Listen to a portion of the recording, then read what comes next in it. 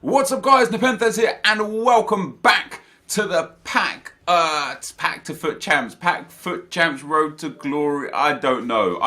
Let's just call it the Foot Champs Road to Glory. Okay, so we had an amazing start, winning our first 5 games, which I was super impressed with. And you guys once again showed incredible support on the video. So if you guys could drop another thumbs up, it would be amazing. The last video got over 10k likes. Let's try and keep that up. Of course, I am going to be tuning down Draft to Glory and using this series more as the series filler going forwards. And we'll talk about that a little bit more in the near future. But first things first, if you do want any PSN or MSP codes, don't forget to use G2A.com. Link is in the description below, and use Nepo at checkout for some cash back. So I just wanted to show you guys because I mentioned in the last video that I was struggling to get opponents, and I just want to show you here. You see how it just says searching for opponent? This happened for a long time. Like, sometimes I had to search until it said there were no opponents found, like 4 or 5 times, taking like 10 or 15 minutes to get a game, which was frustrating because I could have played a game in the amount of time it took me to find a game, which was quite annoying. But I was super impressed with the fact that we had managed to get to 5 wins out of 5. And you can see here my team. I've got a 4-3-2-1 formation. I've got 70 chemistry. And my chemistry isn't the best, the formation isn't the best. I played around with it a little bit. I noticed I had like a lot of Calcio A players and a lot of French League players and some French players from the Calcio A that were able to link up. I had a fair few BPL players, and it took me a while to register that a change in formation would probably be better. So I think at some point during this video or the next video we do change the formation. Now, I didn't play too many games this weekend. I think I got through 18 altogether, which wasn't so bad. Probably around the amount. I thought I'd get through 15 to 18. You know, we spoke about in the last video the rewards and where we were looking to get to, and I genuinely would be happy with Silver 2, Silver 1, or Gold 3. I think, especially early on in this series, that would be an amazing way to get to. Now, if you guys don't know, I have a traditional Road to Glory on my second channel. Link to that is also in the description down below. And on that Road to Glory, I've kind of formed a really cool community with the viewers of that series, where they put questions about the game, about real life, about just gaming in general, or YouTube in the comment section. And we have a discussion every video about what usually like some of the top comments, and we take them on board and go with them. And on this main channel, I haven't felt that kind of community aspect in a long time. It's difficult to read comments on this main channel for the simple fact that there's so much spam, there's so much negativity or just self-promotion in comment sections on YouTube right now, that the genuine comments, the people that actually care about the videos and care about the content and the content creator kind of get drowned out, and that sucks a little bit. Yeah, so basically from my second channel, I have like a real good community of people that just love FIFA and love watching the Road to Glory and love interacting with me and other users in the chat. And one of the things that I wanted to do with this series was kind of bring that over a little bit and take some comments from the comment section. I didn't know how well it would work because there's so many trolls in the comments on this YouTube channel. So, as I say, so many self-promoters, people with like bots liking their own comments to try and promote themselves. And it just like, I don't know, it shows like a real negative side of YouTube, and I've seen a few people tweet about it recently. Most notably, NepentheZ tweeted about how the comment section in YouTube is just most of the time it's not even worth reading, and that's a sore point for me, because one of the things I've always loved through YouTube is the interaction with the viewers, and through my main channel, I've interacted with so many of you over so many years that it actually feels sad to now look at a video and see a whole bunch of comments and not even care to read them, because I know what it's going to be. You know, it's like 50% self-promotion and nonsense. It's like 40% arguing, and there's like 10% of people who actually have got something to say to the content creator that they want to get out there. But with this series, I've been getting a lot of comments on the videos. Like the last video, 1,500 comments. And I started reading through them, and it was amazing. It was almost like the community just changed on an instant. So kudos to you guys for actually having some civil discussion in the comment section. It's refreshing to see And it intrigues me for how this series might go on going forwards, because if we can get good topics of conversation out of it, it will make it far, far more entertaining for me to record and for you to watch. Now, I will say this again, I said this in the early few episodes, not every episode will be post-commentary. There will be a lot of live com stuff. Obviously, when I actually do the actual gameplay, it's easier to post commentary with the video, just because I play a lot of games in a short space of time. I can't do it live, you know what I mean? Like, sometimes I've got other things going on, like editing or rendering a video in between playing games, or just, you know, sometimes I have my daughter in the office with me while I'm playing games. Like, you know, I can't always record it live. So hopefully you guys can appreciate the post-com and then the live-com, and hopefully we can find a decent balance within it. But as you can see here, I'm changing my team around a little bit. I've got a fair few decent players, you know. We've got a decent base for a team. I need those first weekend rewards, you know. I need to get the coin balance start ticking over. I need to get the packs to start coming in. And we need to just improve this to a point where we've actually got 2 rotatable teams. And let me tell you something, guys. When I don't have callum in the team, and Berardi, now that we've had to discard him because his loan run out, it is noticeably more difficult. It's crazy. I wish to not believe that pace is absolutely everything in FIFA, but it is so important. And in the games where I didn't have anyone with decent pace in the team, it was so much more difficult than in the games where I had Callum or Townsend or Berardi in the team. Just made a world of difference. So one thing that I've got to figure out going forwards is how to make sure I've got a couple of pacey players in the attack just to be able to break through the defenders, and also a couple of pacey players on the bench, because these players, they're gold standards, they're low rated, they have really low stamina, they get tired by, you know, by midway to 2/3 through the game, they get super tired. So I need to sub out the players quite often, and I don't want to use the players that I want to use in the next game, because then they'll have low stamina as well going into the game, and it will just make it a little bit more difficult.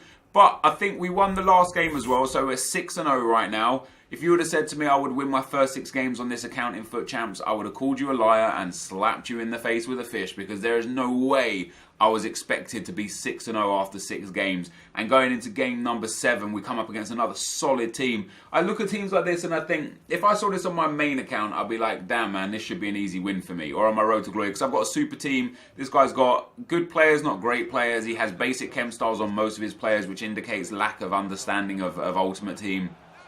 And I would see that team and think easy win.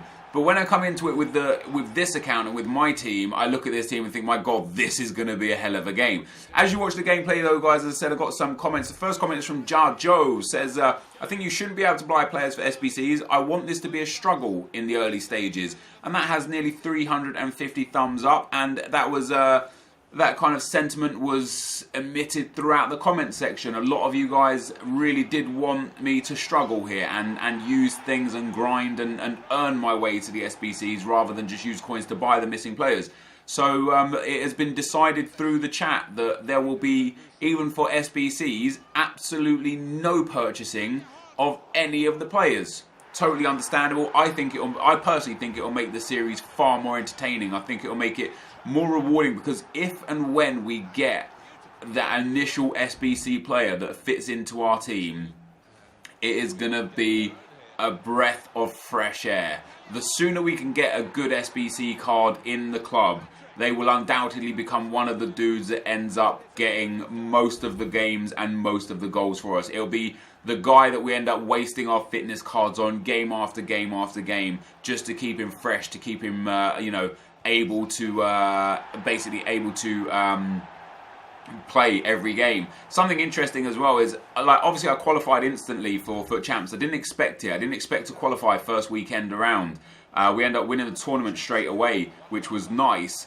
Going forwards now, I don't automatically qualify for next weekend league. I didn't have enough time to play enough games. I didn't win enough games. You know, basically that's the bottom line, as we win our 7th consecutive game there. So the fact that I don't auto-qualify for Foot Champs means I need to qualify again. And I'm actually worried that I won't be able to qualify. I'm worried that I won't have the ability to win another tournament. Look at the team we come up against in our 7th game as well. Messi, Suarez, Martial, Modric, Kante and Matic. and like the beast defense. You know, what a team that is. I knew this instantly. This was going to be a tough game, seeing that team.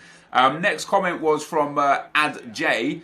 And this has nearly 1,000 thumbs up. And Ad J says, the rule was you can't use the transfer market. And it's much more challenging and entertaining to just use what you pull from packs. That's what I think. And much like the previous comment, seemingly that is what everyone thinks, my dude. Donald Trump's sister, what a great name, says, Nep, turn the game volume down a bit. I can't really hear you on this vid. That's my bad. I only realised after I uploaded it to YouTube and it was too late. I have like presets in my editing software where it just drags the audio levels to a certain point.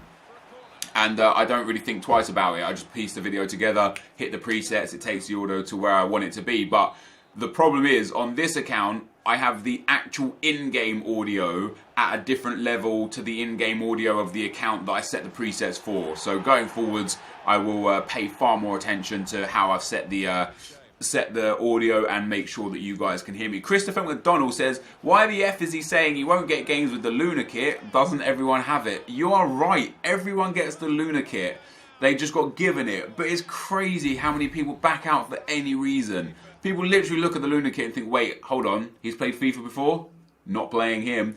Like, you are better off, you will get more games by just wearing a random bronze kit than you will from wearing a kit that took no skill to get, but just because EA gave it to you. It's nuts. It's absolutely mental. Anyway, guys, we picked up our first loss there to that super team.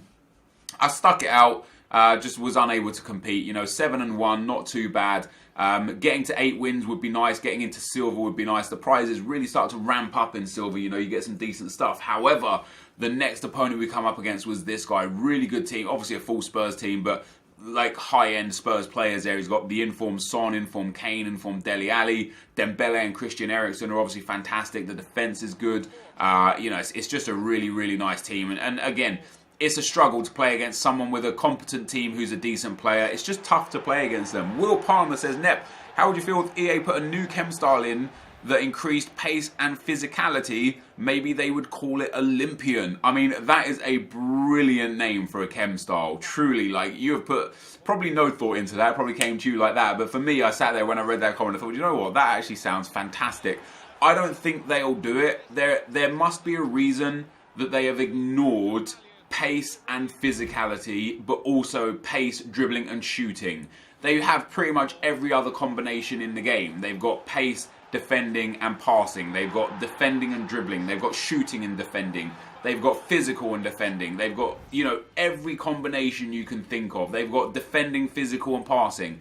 Everything except they don't have pace, dribbling and shooting, and they don't have pace and physical. So that to me indicates that the fact that they've omitted those things and said we don't want you to have chem styles for these specific categories says to me that those are the most important categories in the game to have as a complete rounded kind of player. If you've got a player with high pace, high dribbling and high shooting, because EA don't have a chem style for that specific set of stats says to me that that player is just going to be overpowered. Because they don't have a specific stat for chem style for pace and physical says to me that someone with high pace and high physicality is just going to be a beast because EA don't want you to have a boost in those specific areas. So yeah, I would love that as a chem style. I don't think EA will put it in the game because I think it will be massively overpowered. FC KBY99 says, love this series, man. Still learning every day from your tips. And I appreciate that. That had a lot of thumbs up again, man. The fact that you guys are enjoying this, enjoying my content is good. You know, a lot of the YouTube scenes in general and the FIFA scene has changed dramatically over the last few years. And I am a different type of YouTuber. I'm a grinder. Like I'm a daily uploader, sometimes 2 a day. I put out, you know, a lot of content, a lot of, my videos aren't like over edited or anything like that. You know, it's kind of like cut and paste, like, hey, this is my gameplay, here it is. And the fact that I still have an audience that gets 150 to 250,000 views per video on my main channel and 80 to 120,000 views a video on my second channel, I'm just very grateful. I'm very grateful that I still have an audience as you know, as a long-time YouTuber. I've been doing this for many years now. Like, this is my 6th year doing YouTube, and you guys still continue to sub to the channel, to view the channel, and to give me you know, a career in YouTube. So I'm very grateful for that. FIFA Gamer says, my favourite FIFA YouTuber. Thank you very much, FIFA Gamer. And one more comment there. D Bergmeister says, please remember to use duplicate bronzes in the bronze upgrade SBC so you don't waste them. Correct. What I'll do is as and when I'm opening my bronze packs, any duplicate player I get, I'll send it to the trade pile. I'll try and sell it a few times, and then when it comes to me doing the SBCs, if then none are sold, I'll use those ones as the duplicates. So I looked at the price of Medeiros, guys. He was going for literally 10,500 coins. So after tax, that would have been 10,000 coins. So I discarded him. The reason why I discarded him is because I wanted to make the most of the half price 15k packs. You know, for a series like this, could be huge if we get even a decent player, some consumables, a chem star, a position modifier. Something could be helpful to us.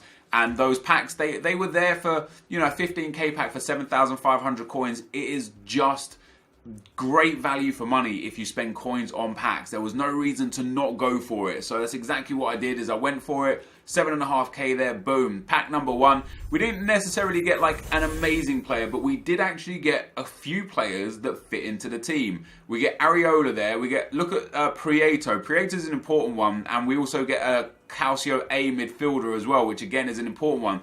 The reason why Prieto is an important one is because we got Extraberia, I think, the striker, or Agarexte, the striker, and we also got a right mid from the, I can't remember who it was, but basically we got 3 players from the same club and all Spanish, which is amazing for team chemistry. It just allows me to put them together and not have to worry about that side of the field every other game, which is awesome. And there you see it, there's Agarexte there, and we already had the one dude. But that was the 2 15k packs, guys. I was happy to do them for you know, for 7.5k. I was happy to waste the coins on those. We get some important stuff. But this is going to be the end of the video. If you did enjoy this, be sure to leave a like, rating, comment, and subscribe to my channel if you haven't already. But for now, guys, I'm out. Peace.